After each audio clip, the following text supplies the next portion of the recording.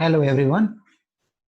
Now today for this IUPAC nomenclature of coordination compounds, we have one formula here, that is MAN 8. Now what is this MAN 8? M for if there is metal, or N for negative charge. That means that compound is anionic compound or complex. Okay, so with the help of this, we'll see how we can write IUPAC. This word is very important. So for example, we'll see number one is AgCN twice here, and this negative charge. As from this charge itself, it is very much clear that this is a anionic complex, as negative charge you can see there. And if it is anionic complex, then 8 should come. 8 means this silver is known as argentate. So we'll see how to write. First we'll write about the ligand. The ligand here is dicyano,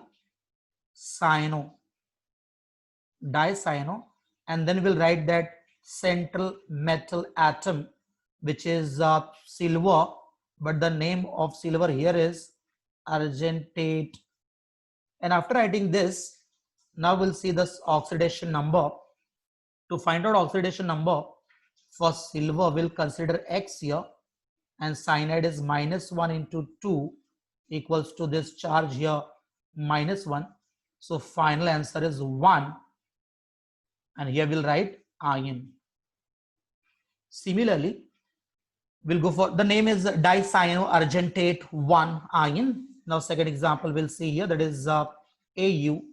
Suppose if we have H2 water twice here, and the charge is plus.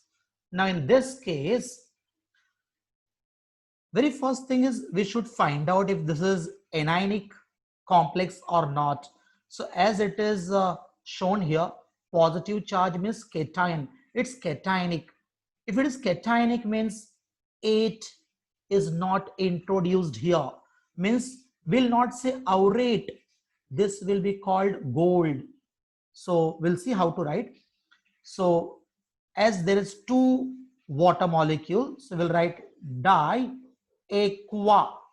Water, for water we write aqua, diaqua, and we'll write here gold. And after gold, the charge here is 1, and we write ion. Now we'll see how this we got this 1 here. Because for gold, as we have to find out oxidation number, we'll consider X, and for water is neutral molecule equals to +1. So the answer we are getting 1. So this is diaqua gold 1 ion. Okay, next example now we'll see. If we have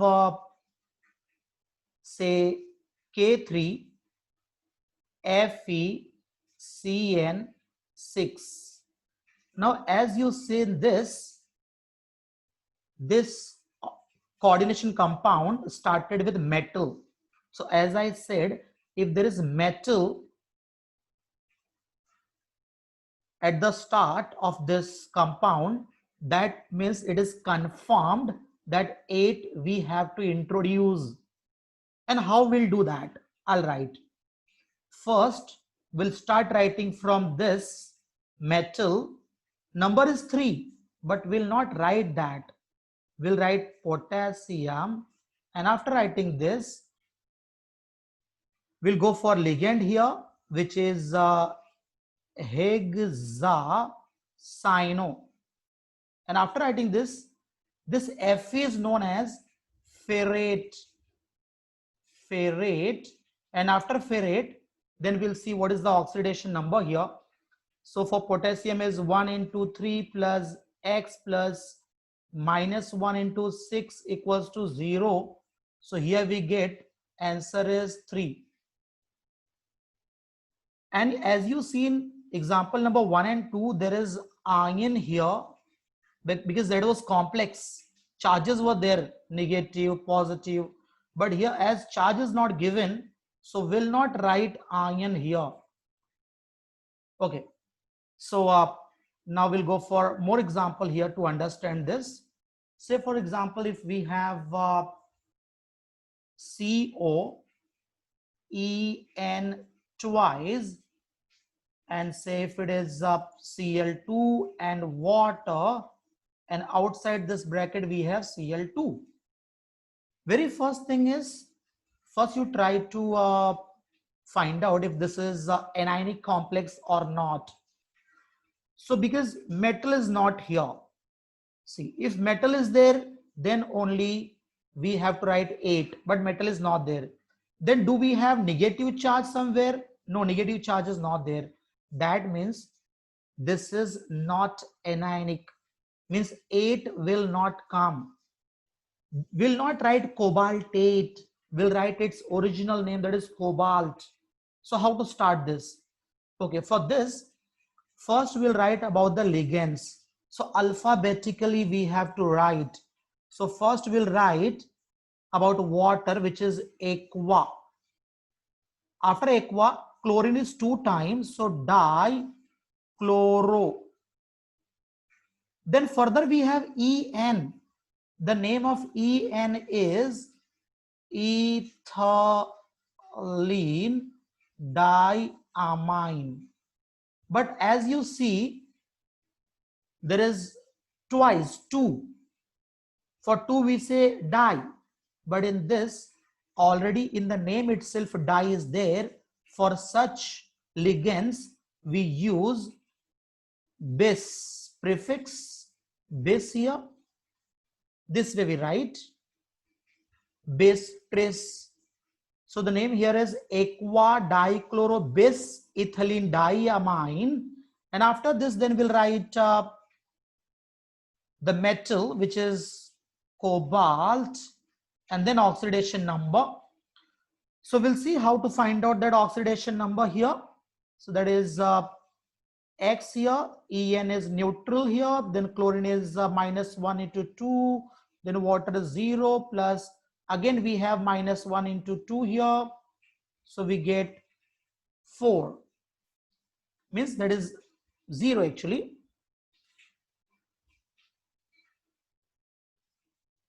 So we are getting 4, but as I have written cobalt here, so for cobalt the oxidation number should be 3. So for that, here this chlorine which is there, we'll write -1. Yeah, this -1. So now equals to, if you'll find out, X equals to 3. So that is here 3. Okay, so this is your compound aqua dichloro bis ethylene diamine cobalt 3. Okay, more example. Number 5 now we'll see here. If we have now Na and Au and NO2 twice. Again, we'll go for the formula here. How we started this? As you see, metal is there. If there is metal is there, means 8 should come. Means it's anionic complex. 8 means what? 8 means this central metal atom will not write gold, will write aurate. 8 should come. Okay, so how to start this? First we'll write about this metal, which is sodium. After writing sodium, then twice is given, that is di, and this is nitro, so di nitro. Now this your central metal atom aurate will come, and now we'll see oxidation number. The oxidation number for sodium is 1, and here is X plus this -2 into 2 equals to 0. So we'll get here 3. So this way we can write IUPAC nomenclature. Even if we'll go for more example, before going to that, I just want to clear here that in example number 2, AU was there. That time we wrote gold. But again here we have AU, but it is aurate. So this way we write. Now we'll go for one more example. Say number 6 is we have Al and C2O4 thrice, and suppose if we have 3 minus. Now from the charge itself, it's very clear that negative charge is there, means anionic complex. Whenever it is anionic complex, 8 should come. 8 means what? This aluminum, we'll write aluminate. Whenever if it is confirmed that it is anionic complex, then like aurate, argentate, cuprate for Cu, ferrate, nickelate, zincate, cobaltate, the same way aluminate. So here we'll write that tri, and this C2O4 is oxalato, so trioxalato, and we'll write aluminate. Now charge we'll find out. So charge here in this is x plus minus 2 into 3 equals to minus 3. For oxalato it is minus 2, so that we have to take care. So here we get 3. And ion is very important to write whenever there is charge. We did 6 examples here to understand how to write IUPAC. Even we'll go for one more.